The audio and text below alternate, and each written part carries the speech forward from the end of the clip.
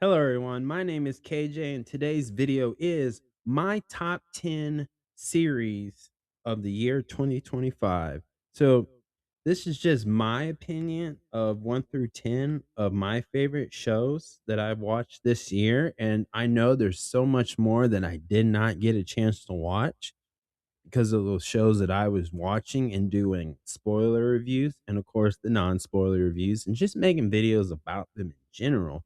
So I've been really busy with all of those this year. So I know there's so much more out there, and I'm probably not going to have it on my top 10, but this is just my opinion.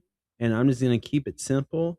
Number 10 is the lowest, and number one is the highest rank of this. So that's just my opinion.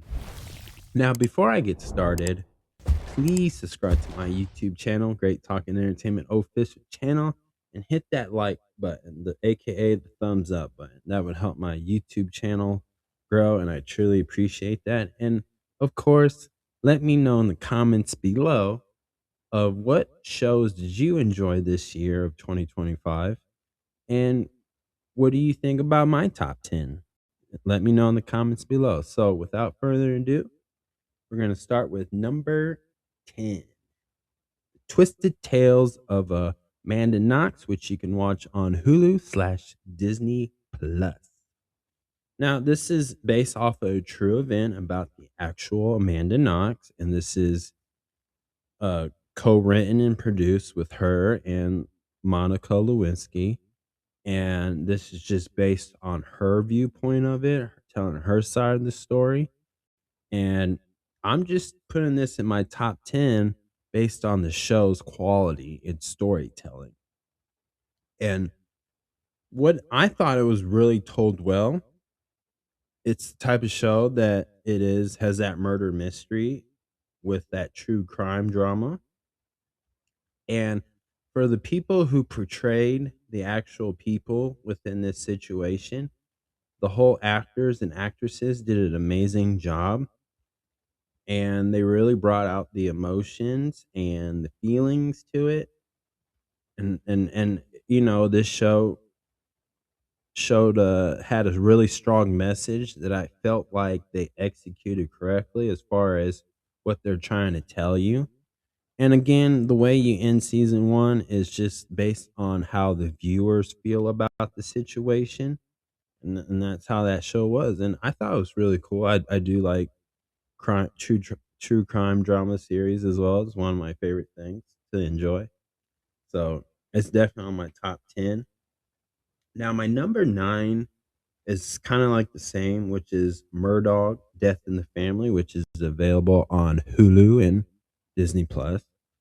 And again, based on a true events, but I really like this show based on what they're highlighting and showing, like, the people who gone through that and what they were dealing with, and trying to send a really good positive message about a situation about this family and the Murdoch. And this is more about the crime that Alec Murdoch was found guilty on.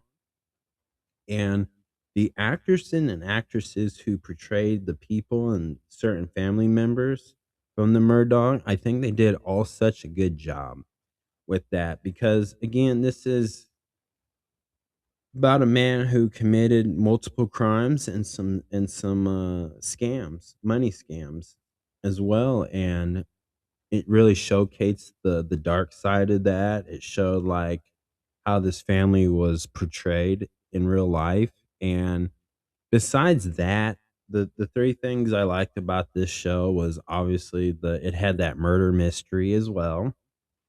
It definitely showcased, you know, the innocent people or the victims who were caused by their decision and the money scam, and what they were struggling with and what they were going through. But it also shows when people unite and want to stop this and let people know, like, hey, this family or this person is doing a really bad thing.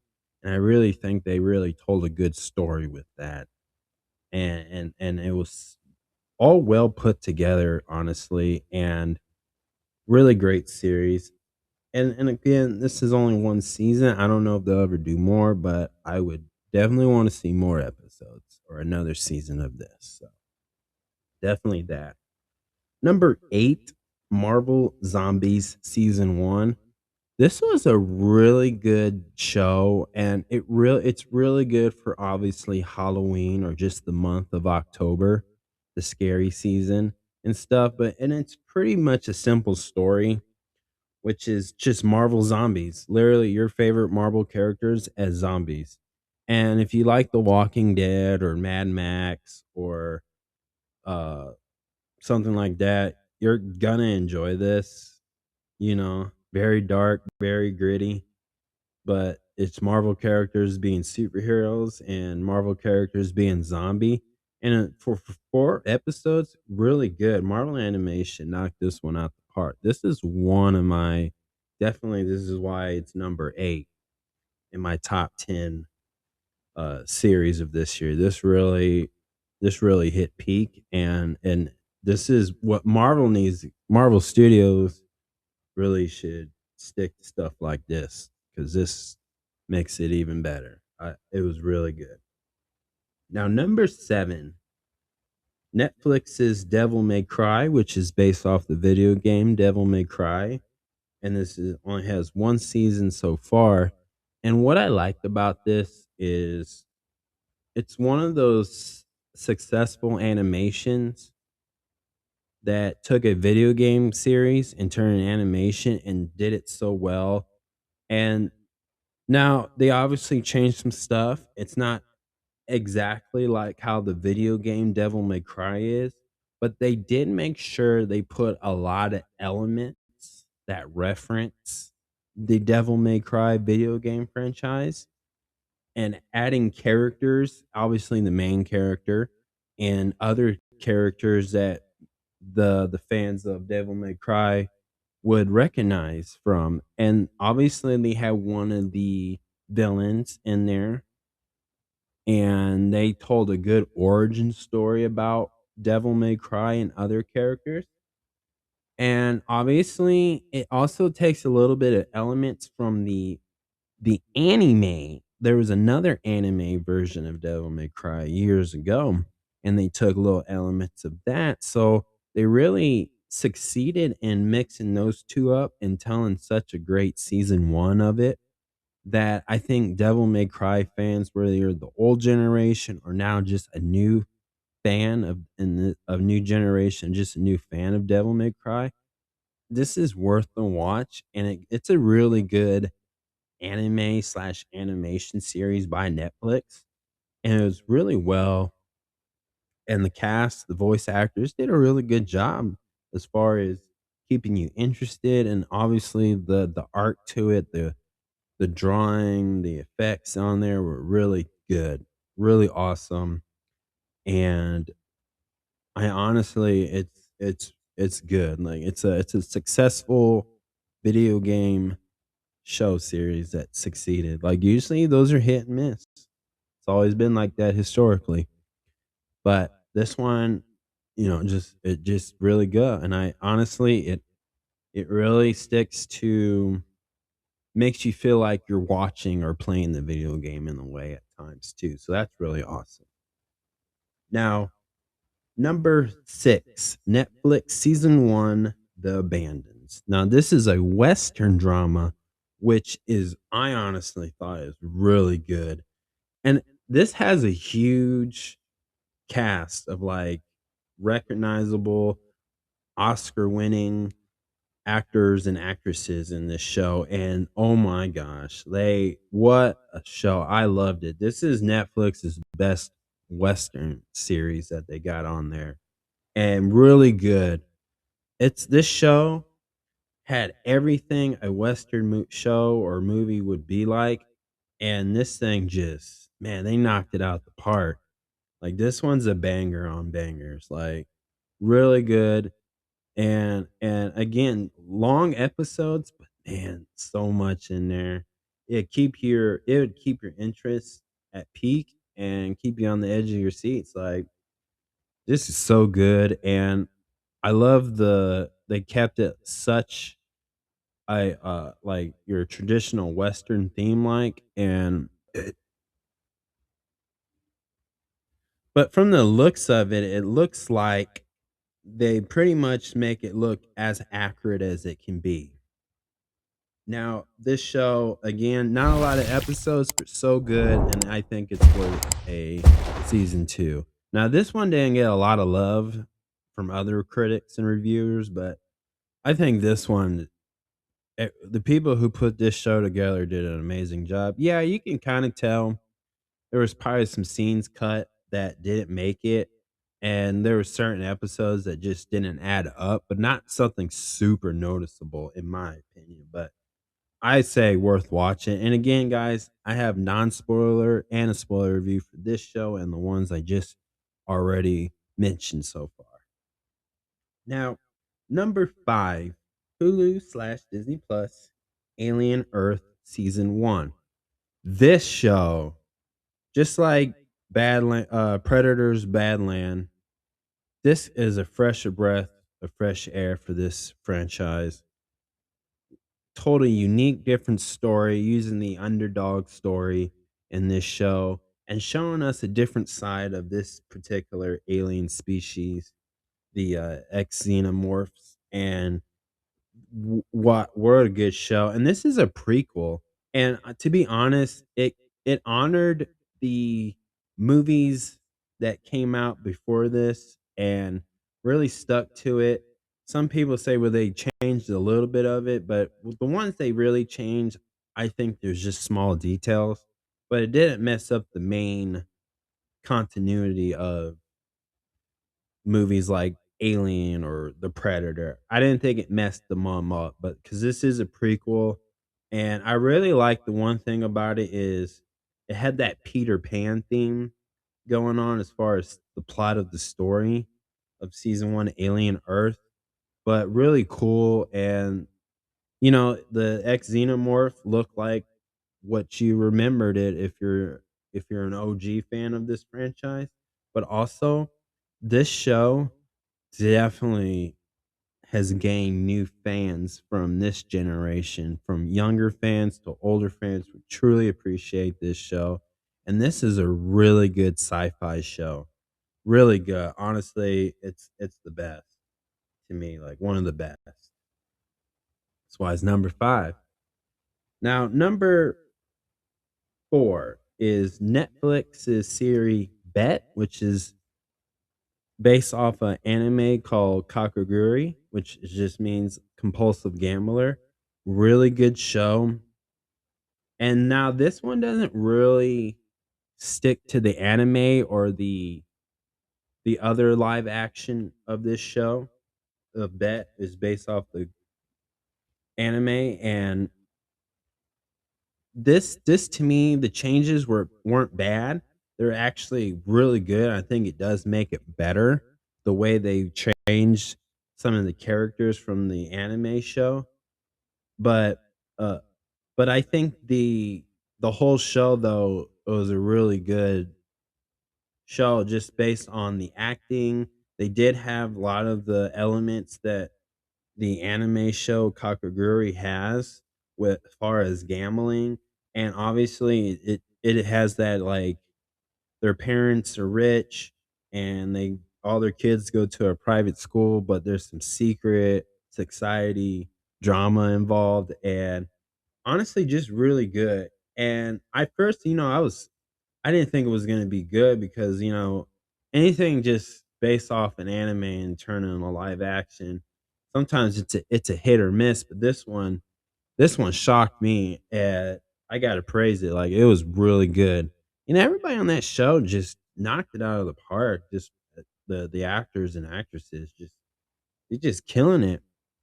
But I like this show, and the 3 things that I like about this anime or live action version of Bet is it stays consistent with the main reason. It it gives other characters a chance to shine and get to know them more, and we're seeing the good guy versus the bad guy, the hero versus the villain, the right versus the wrong. Like, And that's what's important about a show that's based off an anime. It needs those 3 elements to be successful, and this one, to me, they really got it, and the surprise cameos in this show was hilarious, and really worth it, really good show. Definitely check that out. Now my number 3, it would be Marvel's, bu bu my next one is Marvel's Ironheart, number 3, Marvel's Ironheart season 1. This was a really good show, and I know a lot of people didn't like it. They felt like they were dis like, being disrespectful to the Iron Man movies and Tony Stark and Robbie Downey Jr. have just put in years of playing Iron Man, but I beg to differ on that. I think this show was really good, and it shows, like, somebody just being a fan of Iron Man and wanting to learn and literally build their own Iron Man suit, right? And which she did. And they introduced new Marvel characters, new Marvel villains that people have been clamoring to see about. And to me, this show had like that side quest storyline, which is perfectly good for a Disney Plus series. This show, like I said, has that Marvel Cinematic Universe, and like it just makes it better because it has that side quest story, and there's nothing wrong with that. Sometimes a lot of these us think that they should all have like this solo movie, which they should, but no matter what, these are like a character to me that makes sense to have a side quest storyline versus the main Marvel heroes, the main Avengers. Like that's for Spider-Man, that's for Thor, that's for Iron Man, that's for Hulk, Captain America. But once they get that down, people will get it. But like this is Ironheart just trying to get there. She's like not even year one Ironheart. She's just now trying to understand it. And that's what's great about a show like this, because it really helps you watch this character grow. So that's why I really like that. Now, my number two has to be Disney's Plus slash Marvel's slash Sony's Your Friendly Neighborhood Spider Man. Now, Spider Man is my favorite character, and I love watching this. And this was such a good series. It had a lot of callbacks to previous Spider Man cartoon series, and this had a different take on certain things, changed certain character and origins, even gender swapped, which is totally awesome. And it's still such a great Spider-Man story, and it just had like your typical Spider-Man comic book story to it, and even like the animation, the drawing, the art to it was comic book. And it was really cool watching him just be a high schooler and struggle being Spider-Man, and then watching having enough episodes to do villain origin stories was just really cool to watch. And this has nothing to do with the MCU. This is like it's a separate universe basically. And it's not connected. So it's just a one off, but it's so good. And I hope there's a season 2 because that is a really good Spider-Man animation series. So now my number one has to be Marvel again for Marvel's Daredevil Born Again. What an awesome show.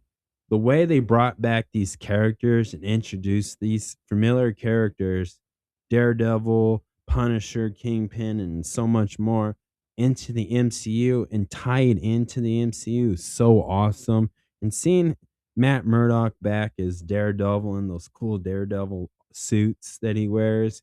And it was really cool just to see it. And the typical plot of it, without spoiling it, is it's Kingpin trying to be the villain and Daredevil trying to be the hero. It's the good guy versus the bad guy. It's Daredevil trying to take down the Kingpin and all his henchmen. And it's so good.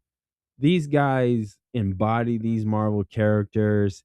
And this one had a main mission, a main quest storytelling. Not like Ironheart, who had a side quest storytelling, which is again nothing wrong with those. But this one, you can tell that we're watching Daredevil grow and add new layers, so we can see him interact with different.